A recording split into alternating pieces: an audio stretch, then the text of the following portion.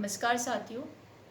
आज जब मैं ये बात कहने जा रही हूँ आपसे तो मुझे खुद को समझ नहीं आ रहा कि किस प्रकार से भारत सरकार की उन नीतियों के बारे में विचार किया जाए जो जन विरोधी नीतियाँ हैं। जब मैं वित्त मंत्री जी को आज चौथे दिन सुन रही थी तो मैं विस्मित भी थी और मैं बहुत ज़्यादा चिंतित भी हो गई, क्योंकि अब तक तो वो लोन पैकेज की बात कर रही थी, रिलीफ पैकेज के नाम पर, और अब उन्होंने एक रिफॉर्म पैकेज प्रस्तुत कर दिया। और जो प्रेस वार्ता से ज़्यादा तो मुझे वेबिनार लग रहा था।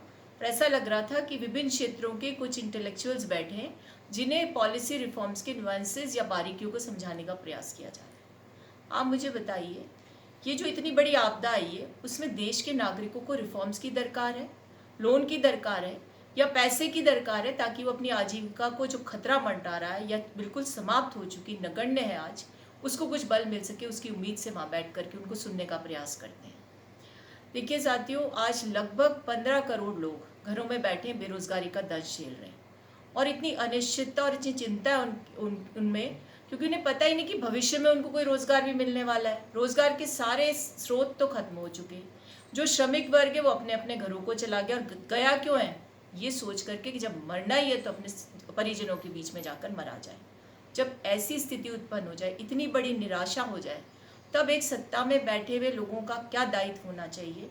ये होना चाहिए कि वो संबल प्रदान करें, हौसला अफजाई करें और जनता को ये विश्वास पैदा करें कि हम आपके लिए खड़े हैं, आपने हमें चुन कर के भेजा है तो हमारे दायित्व और जिम्मेदारी को निभाने के लिए तैयार है। परंतु 90% पैकेज की घोषणा 4 दिवस में हुई, जनता को कुछ नहीं मिला। मध्यम वर्ग को गरीब कैसे बनाया जाए उसका रास्ता प्रशस्त हो चुका है, और गरीब को गरीबी रेखा के नीचे कैसे धकेला जाए उसका रास्ता प्रशस्त हो चुका है। अब एविएशन सेक्टर में, माइनिंग सेक्टर में, कोल के गैसिफिकेशन में, या एटॉमिक एनर्जी के रिफॉर्म्स में, या फिर निगमीकरण करना डिफेंस फैक्ट्री का, और यूनियन टेरिटरीज की जो डिस्कॉम्स है उनका प्राइवेटाइजेशन करना, कैसे जनता को कोविड क्राइसिस से उबारेगा, मेरी समझ से बिल्कुल परे है। और जब आप ऐसी बातें करते हैं और ये दिखाने का प्रयास करते हैं कि हम भारत को आत्मनिर्भर बनाना चाहते हैं, तो मुझे नहीं लगता इससे भारत आत्मनिर्भर बनेगा। बल्कि जिन लोगों का रोजगार खत्म हो गया, जिनके पास 2 जून रोटी की समस्या हो गई, क्योंकि गरीब आदमी को तो आप कह रहे हो कि हम उसको राशन उपलब्ध करा देंगे, लेकिन जो मध्यम वर्ग है या लोअर मिडिल क्लास जिसके लिए आप हाउसिंग पॉलिसी का जिक्र कर रहे थे, वो किसके आगे जाके हाथ पसारेगा, किसके आगे भीख मांगेगा, कैसे वो किराया देगा, कैसे वो ईएमआई चुकाएगा, कैसे अपने बच्चों की फीस भरेगा, कैसे वो जाकर के राशन की दुकान से अपने जीवन को स्थायी रखने के लिए, अपने वजूद को, जिंदगी के वजूद को कायम रखने के लिए, अपने पोषण के लिए संघर्ष करेगा। इन सब बातों पर विचार नहीं हो रहा। इस क्राइसिस को इकोनॉमिक क्राइसिस तो मानती है सरकार, लेकिन हेल्थ क्राइसिस के साथ इकोनॉमिक क्राइसिस को जोड़ करके एक विजन देने का उसके पास कोई साधन नहीं है। अब देखिए ना, कितनी बड़ी विडंबना है इस देश की। रॉ विजडम के साथ प्रधानमंत्री जी आ जाते हैं टेलीविजन पे और अपने मैसेज को जिस प्रकार से शब्दों का मायाजाल बुन करके उसमें वो पारंगत है, और एक कहते हैं ना, मोनोलॉग के माध्यम से जनता से संवाद करते, वही काम वित्त मंत्री भी कर रही थी।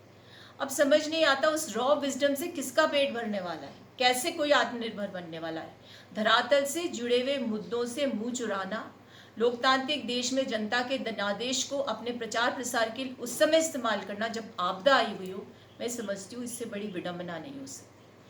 और आत्ममंथन तो हम करेंगे जनता के रूप में, लेकिन जिनको आत्मचिंतन करके जनता को संबल देना था, वो अपनी सरकार की नीतियों का प्रचार प्रसार कर रहे हैं। अब मुझे बताइए, डिफेंस में एफडीआई को बढ़ाने से कैसे आत्मनिर्भरता आएगी? जब हमारे शेयर्स ही दूसरे अंतर्राष्ट्रीय कंपनियों के पास होंगे तो हम कैसे आत्मनिर्भर होंगे? तो मूल प्रश्न यह है आज कि जनता के प्रति संवेदनहीन सरकार एक तरह से ऐसी सरकार के रूप में प्रस्तुत हुई है जिसे कहते हैं ना हमारे राजस्थानी में कि राम तो रूठा ही रूठा, राज भी रूठ गया। अब तो जनता इतनी नाउम्मीद है कि उसके पास निराशा और ये घनघोर बादल दिखाई दे रहे हैं जिसके आगे उसको कोई चीज़ दिखाई नहीं देती, अंधकार ही अंधकार नजर आता है।